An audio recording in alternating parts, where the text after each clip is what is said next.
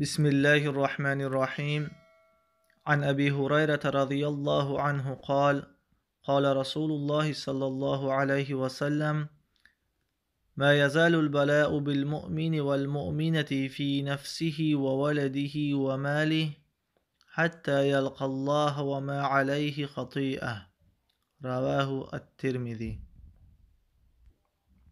ابو هریره رضی الله عنه فرمود: رسول الله صلی الله علیه و سلم فرمودند: ما یزال البلاء بالمؤمن، همیشه بلا و مصیبت ها و رنج ها به مؤمن پیش می آید، به مردی مؤمن یا اینکه به زنی مؤمن، در نفسی از این انسان پیش می شود یا در فرزندانش یا اینکه در مالش.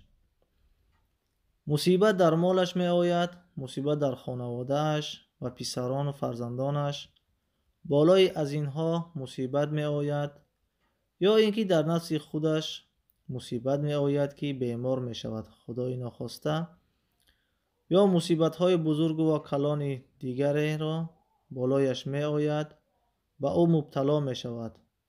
مثلا مالش از بین می رود، پسرش وفات می کند، یا پسرش بیمار می شود و یا پسرش زندانی می شود و مصیبت های دیگر بالایش می آید.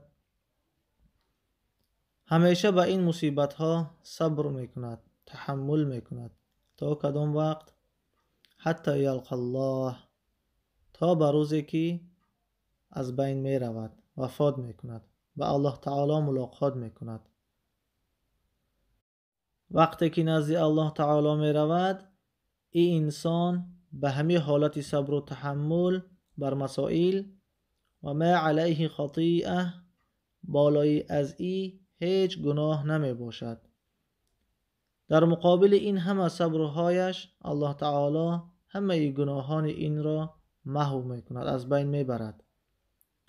الله تعالی ما را از جمله صابرین نوشته کند و ما در راه الله تعالی برنج ها و مشکلات هایی که بالامان می رسد، بالای خانواده من، بالای خودمان، بالای مالمان، به او نهایت صابر و متحمل بوده باشیم.